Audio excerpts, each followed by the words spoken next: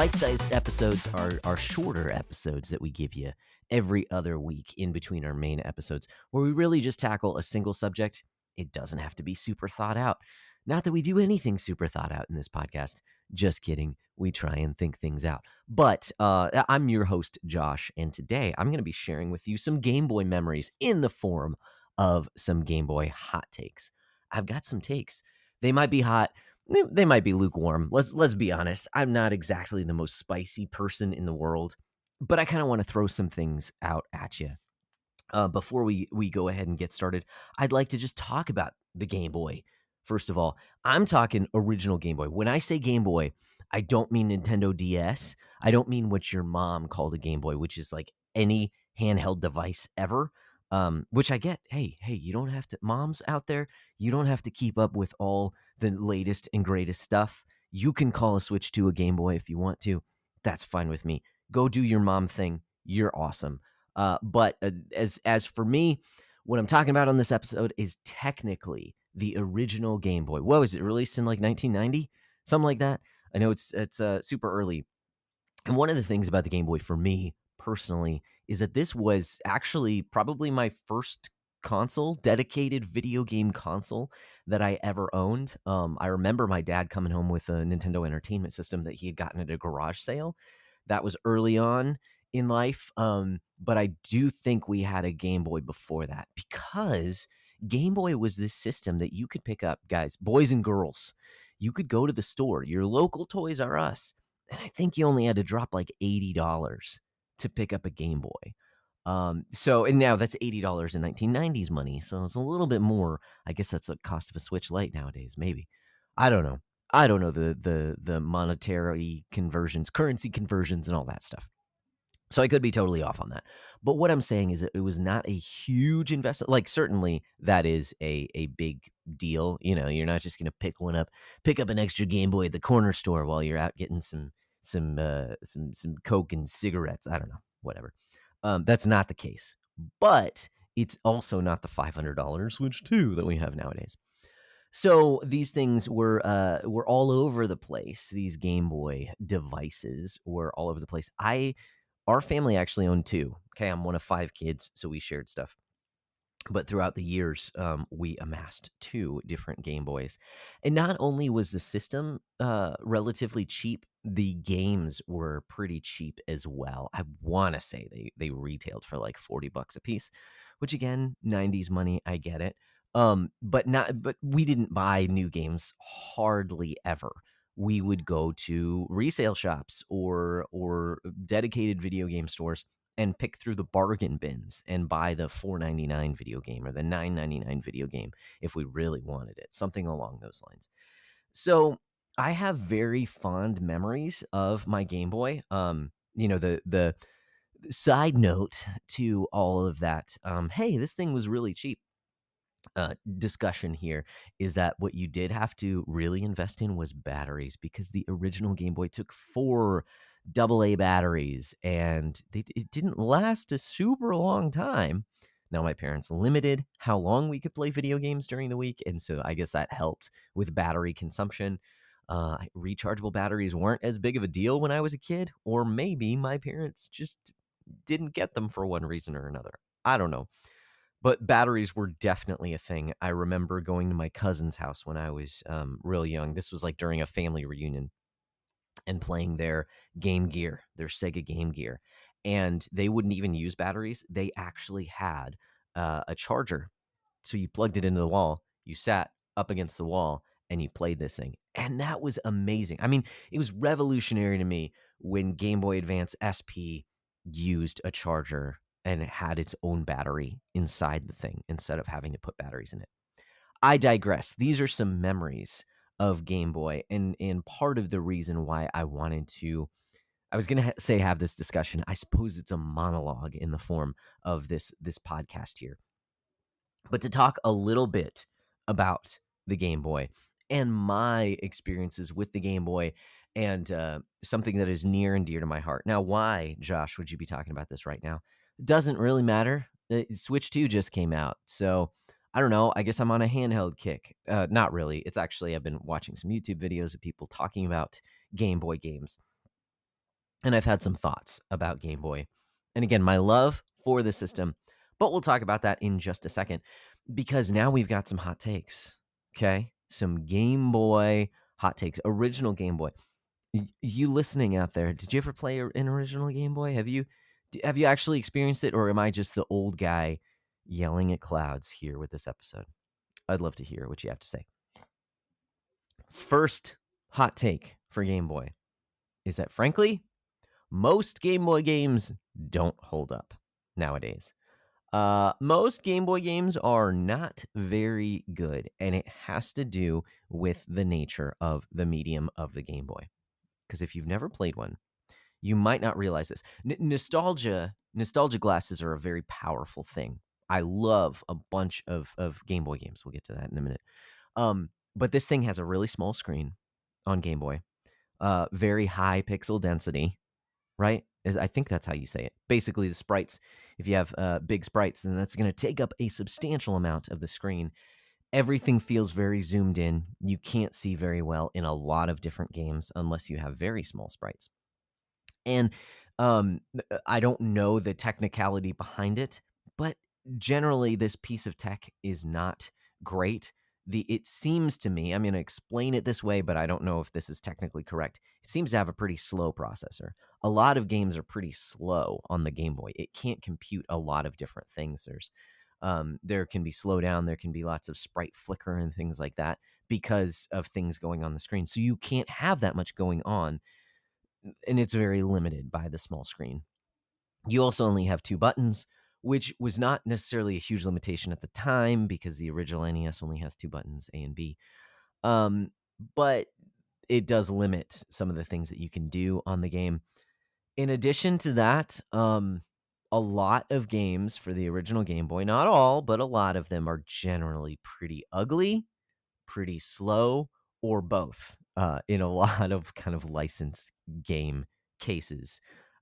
It's just a lot of the games, if you go back to Game Boy, if you go to Nintendo Switch Online, play an old Game Boy game, most of them don't really hold up nowadays. And so while I have lots of nostalgia for the system, I also recognize I don't want to play a lot of it. Like a Game Boy collecting sounds terrible in the sense of I would love to collect the handful of games that I actually really like.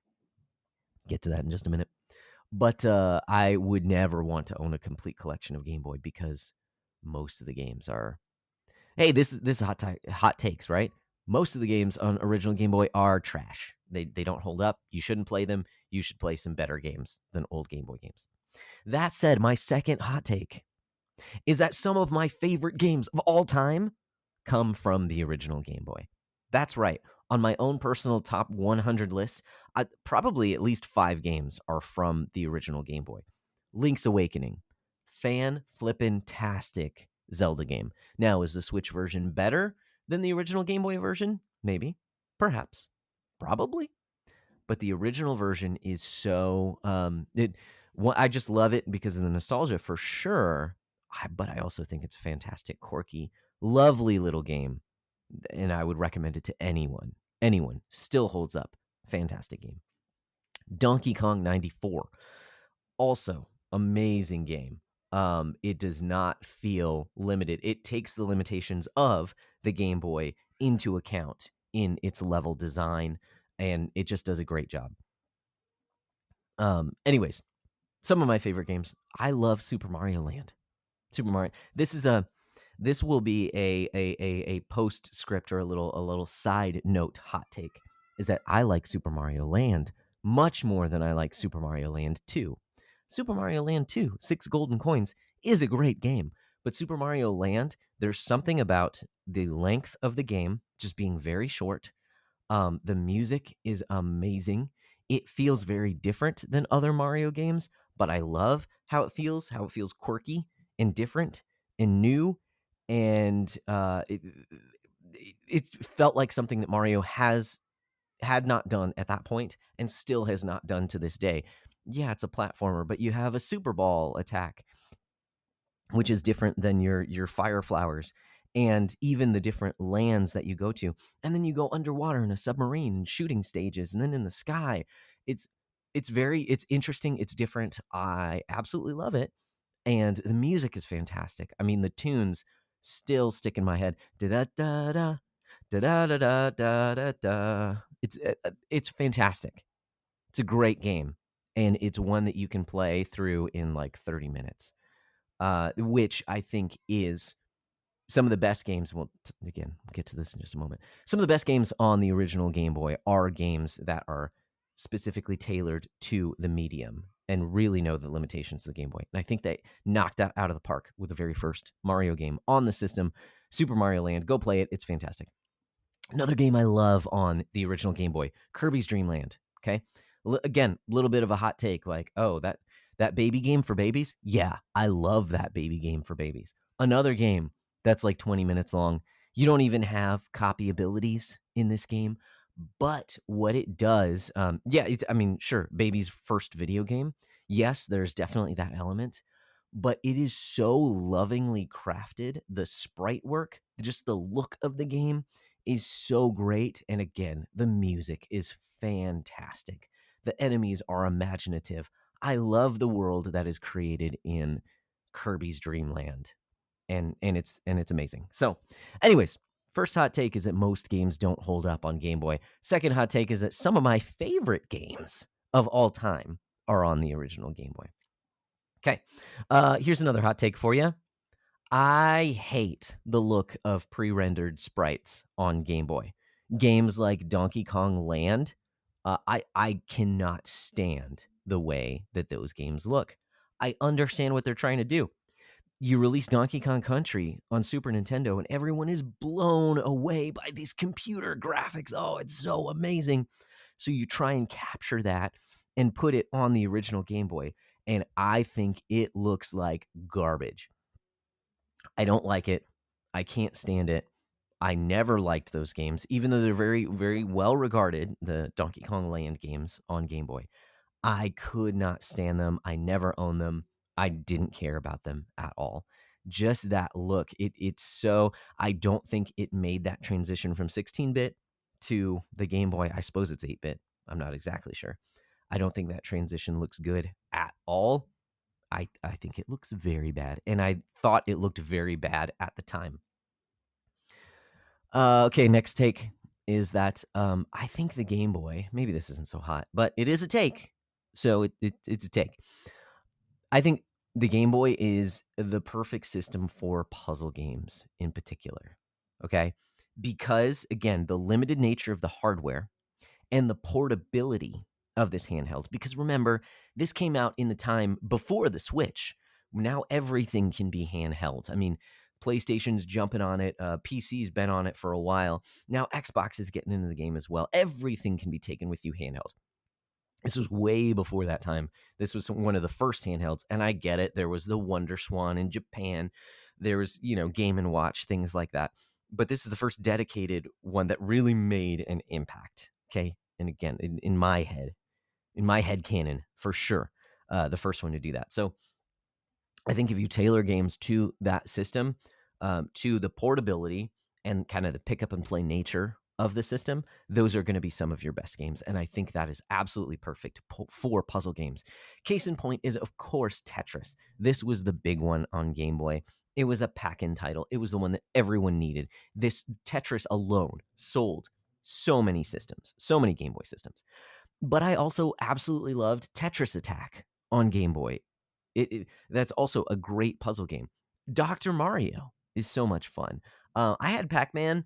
Was not as much of a big fan of Pac-Man because it was zoomed in. You could not see, well, you could toggle between different views, but I didn't think when you saw the entire layout of the level, it looked very good.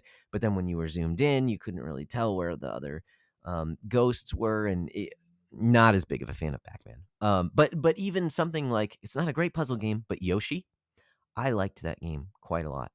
I even beat the high score on Nintendo Power and took pictures of it. We never sent those pictures in, but that was my plan, and I never did it. But got the highest score, got a higher score than the highest score in Nintendo Power for Yoshi. So It's not the best, but I really enjoyed it.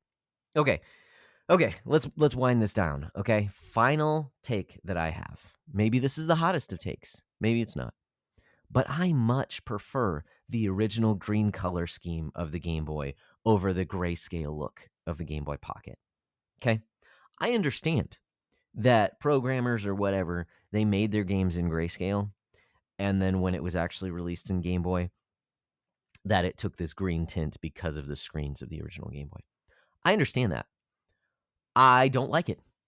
I don't like how the gray black and white looks on the Game Boy. It looks super boring to me. Give me that cabbage green, that pea soup green look with the shimmer and the sprite kind of blurring, all that stuff all day long. That original Game Boy is best Game Boy screen as far as I'm concerned. I love it. Maybe it's nostalgia.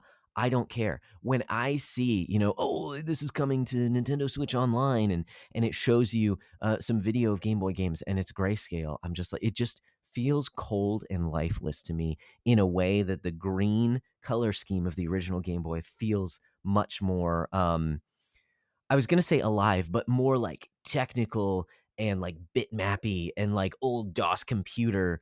And I mean, actually, games on old DOS computers are not good. I'm not recommending those.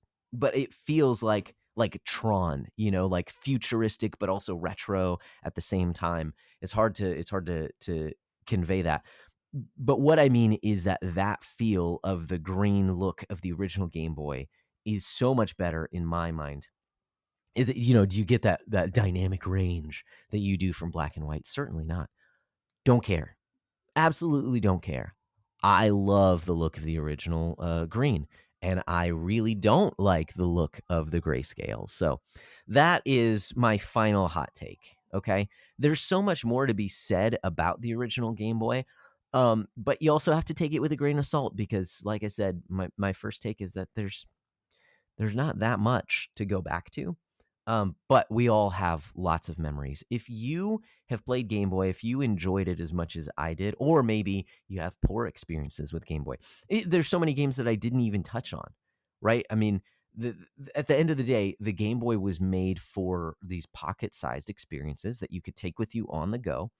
And there were some bigger adventures that you could have on the system, like your Zelda, like your Pokemon, like your Final Fantasy or Saga games. I believe even Seiken Densetsu, the first one, was a Final Fantasy game. But the key to Game Boy making really good Game Boy games, in my mind, looking back, 30 years later or whatever, it was to make games that fit on the smaller screen that could really benefit from the pick up and play nature of having a commute, or playing it on the train or something like that. Obviously, you don't play video games while you're driving. Kids, that's dangerous. Also, stop smoking. That hurts your lungs. Anyways, it was a different time when Game Boy was released. Was it a better time? Certainly not for video games, but it was a time. It was a time. It was a time and a place, and maybe some of those things don't translate very well nowadays, and that's okay to leave some of these things in the past. But there are some certainly gems on the system that still have a special place in my heart today. Even with the changing of times, a very different landscape where we have just a proliferation of handheld devices today, like the recently released Switch 2. You don't make those full experiences on the Game Boy. You have to tailor something to it. And some of those games are some of my favorite games of all time. So I hope you've enjoyed hearing these takes on Game Boy. I'd love to hear your takes. Get in touch with us. Go check out the Linktree, linktree.com/the Backlog Breakdown, and tell me, what are some of your favorite games on the Game Boy? What do you hate about the Game Boy? What's hard to go back to? Do you still have your original Game Boy? Do you still play your original Game Boy? What's the deal with this Game Boy? Why wasn't there a Game Girl?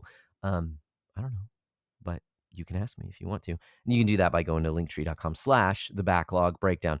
All right, thanks for tuning in. We'll catch you next week with a full episode. Till then, keep beating down your backlogs, and we'll keep breaking down the benefits.